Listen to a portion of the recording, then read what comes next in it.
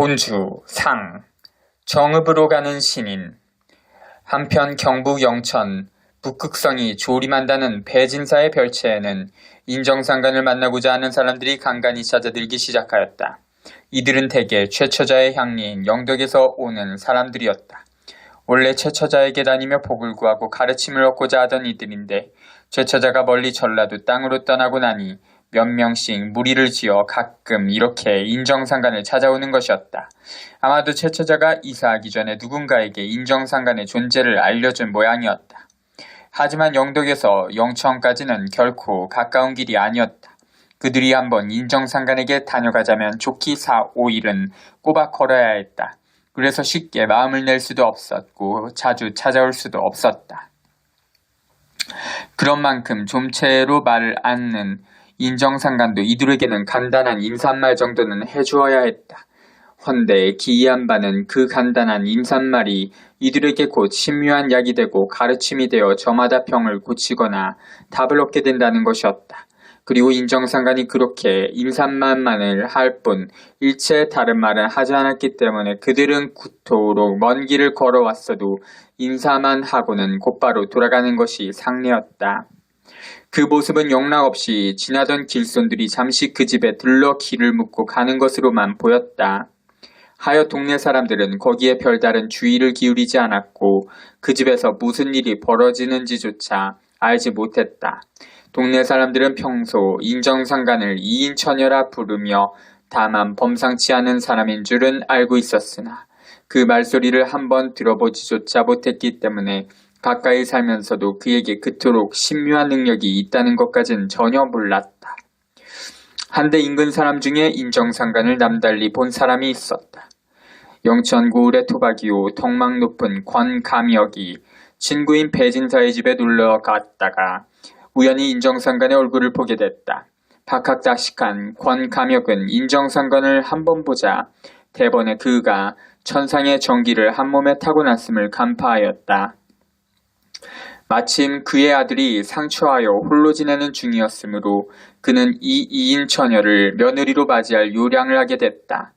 권감역은 그를 며느리로 맞이하면 장차 크게 될 특출한 인물을 손자로 얻게 될 것임을 믿어 의심치 않았다. 그는 집으로 돌아가는 즉시 매파를 그 집으로 보냈다. 인정상간 모녀를 찾아간 매파는 갖은 말을 다 해보았으나 그가 인정상간에게서 들은 대답은 단 한마디 뿐이었다. 나는 시집갈 수 없는 몸이야. 이에 매파는 할 일 없이 돌아설 수밖에 없었다. 매파에게 말을 전해 들은 권감역은 인정상간의 말을 그다지 중히 여기지 않았다. 그는 며느리감이 홀어머니의 장래가 근심되어 한 말로만 혼자서 판단해버렸다. 하여 그는 인정상간의 뜻에는 아랑곳하지 않고 재물과 양반의 위력을 써서 이를 매듭지으려 하였다. 며칠 후 권감역이 보낸 사람들이 많은 예물과 사주단자를 가지고 인정상간 모녀에게 들이닥쳤다. 권감역이 이렇게 막무가내로 혼인을 성사시키려 들자 인정상간 모녀는 그곳을 떠나 그 공경에서 벗어나고자 하였다. 하여 어머니 이씨 부인은 밖에 나가 인력거를 불러왔고 인정상간은 궤 안에 간직해뒀던 자신의 옷 보따리를 꺼내들고 나섰다. 모녀가 인력거를 타고 한참을 가는데 앞을 가로막고 나서는 자들이 있었다. 바로 권감역의 하인들이었다. 그들이 인력거를 부수며 난동을 부리는 통에 모녀는 잠시 무도한 자들의 눈총을 피하고자 길가의 어느 집으로 뛰어들었다. 이제 영천을 떠나는 것은 고사하고 그 집 밖으로 나서는 일도 어렵게 되자 어머니 리씨 부인은 딸에게 차라리 시집을 가는 것이 어떻겠느냐고 권고해봤다. 그러나 종래 인정상간의 뜻을 굽힐 순 없었다. 그러면 이 일을 왜 하면 좋겠노? 이씨 부인은 발을 동동 굴렀다. 그러자 그때 인정상간이 어머니의 옆구리를 팔로 꽉 껴안았다. 눈을 꼭 감고 뜨지 마시소. 이씨 부인이 엉겹결에 눈을 꼭 감자 갑자기 세찬 바람 소리가 들리고 발이 공중에 뜨는 것 같았다. 그로부터 한참 동안 무시무시한 바람 소리가 귓전을 때리는데 하도 무서운 느낌이 들어 이씨 부인은 눈을 들여 해야 뜰 수도 없었다. 이윽고 바람 소리가 잦아들자 인정상관의 말소리가 들렸다. 인제 눈 뜨시소. 여기가 전라도 정읍 땅이라이에. 하여 이씨 부인이 눈을 떠보니 과연 난동을 부리던 자들이 오간데 없이 사라졌고 생전 처음으로 보는 낯선 곳에 모녀가 서 있는 것이었다. 인정상관이 눈을 꼭 감으라던 때는 부지런한 집에서는 저녁밥을 짓는 연기가 나고 게으른 안악은 저녁밥을 안 치려고 보리쌀을 씻을 무렵이었다. 그런데 지금은 사람들이 막 저녁 밥상을 대하고 앉아 수저를 잡으려는 참이었다. 그런 잠깐 사이에 경상도 땅에서 전라도 땅까지 왔다는 것을 리씨 부인은 믿기가 어려웠다. 인정상관 모녀가 정읍 땅에 첫 발을 디딘 것은 바로 대흥리 정자나무 아래였다. 여기에 모녀가 서 있는 모습을 맨 먼저 발견한 사람은 그곳을 지나가던 중년의 선비였다. 그는 걸음을 멈추고 그들을 살펴보더니 갑자기 눈을 크게 뜨고 득달같이 달려왔다. 그 선비는 인정상관 앞에 이르러 공손히 절을 하였다. 생명부지에 낯선 사람이 느닷없이 아른 채를 하는 것에 리씨 부인은 몹시 의아했지만 실은 그 선비가 인정상관을 한눈에 알아본 것은 너무나도 당연한 일이었다. 그는 보천교 60반주 가운데 최고급 간부에 속하는 목주인 김홍규였다. 이나요 당시 사람들은 흔히 그를 가리켜 목주도인이라 일컬었다.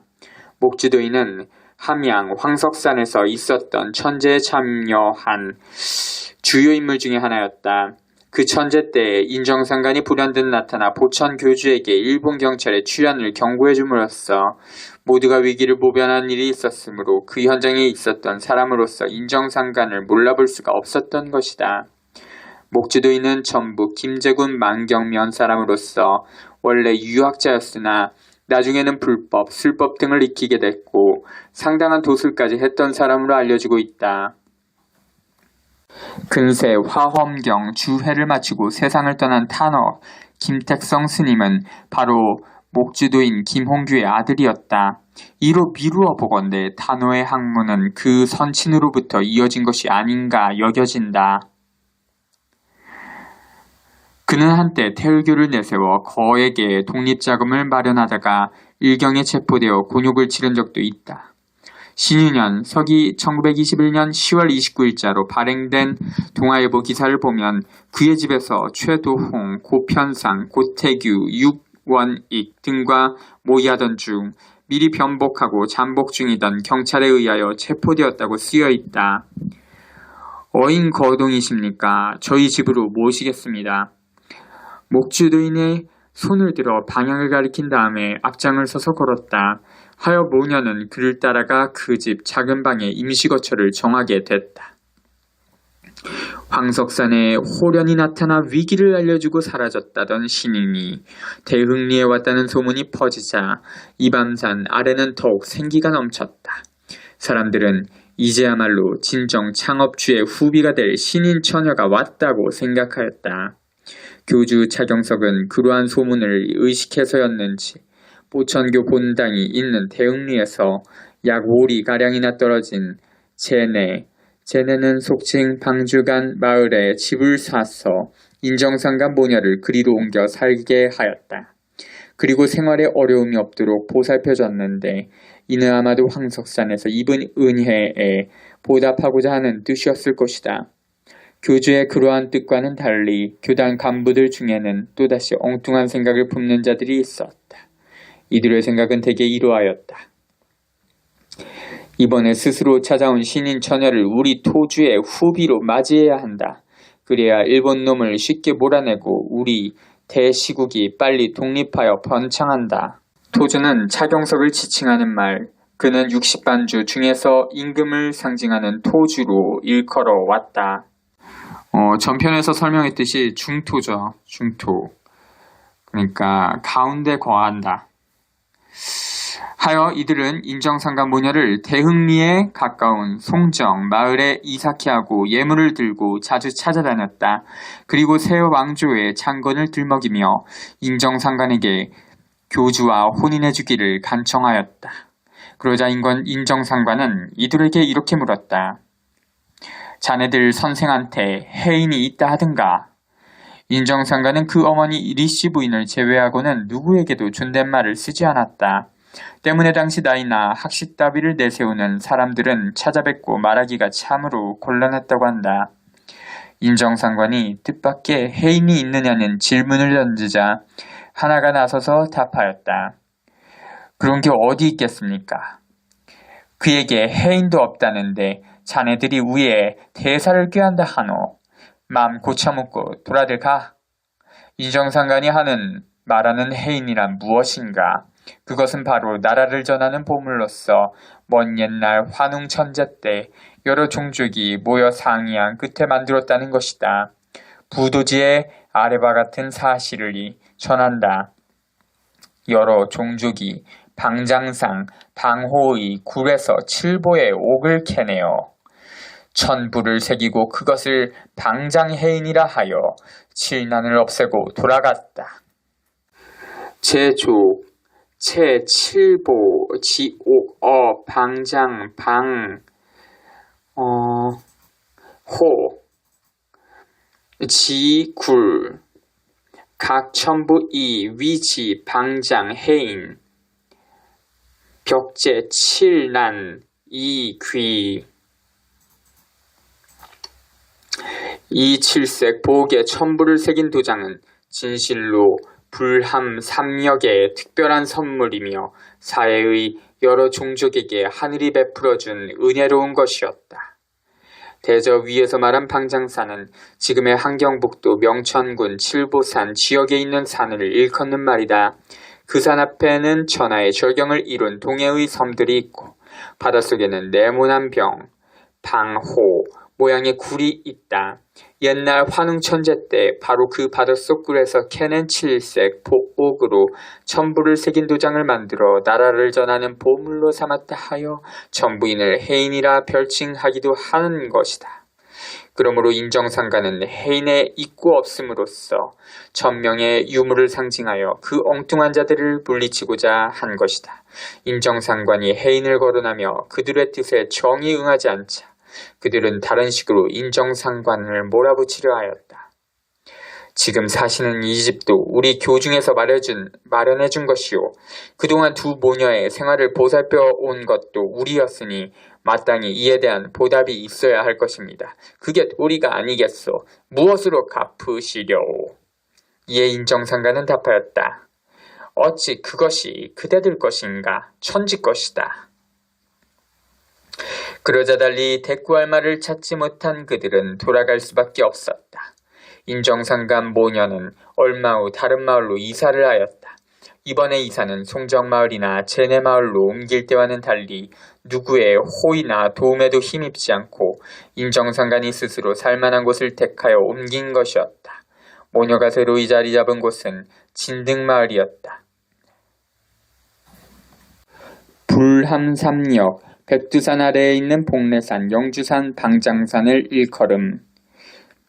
칠색, 보옥, 부인, 진시, 불함, 삼역, 지, 특산, 사해, 제족, 지, 천해, 운운.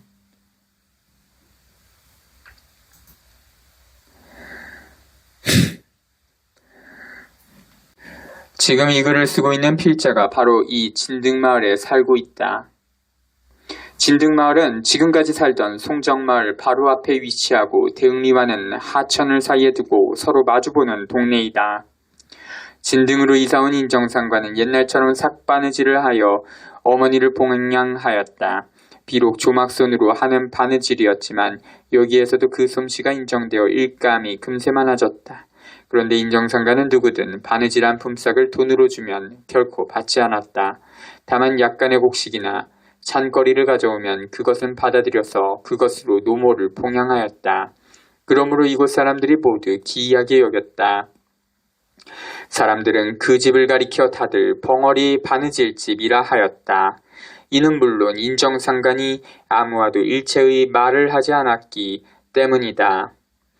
그러나 오직 한 사람, 그와 말을 할 수 있는 이가 있었다. 그것은 바로 다름 아닌 세대충군 최처자였다. 최 처자는 인정상간이 정읍에 와 있다는 것을 진작부터 알고 있었다. 하지만 인정상간이 송정이나 제네 마을에 있을 때는 전혀 찾아오질 않았었다.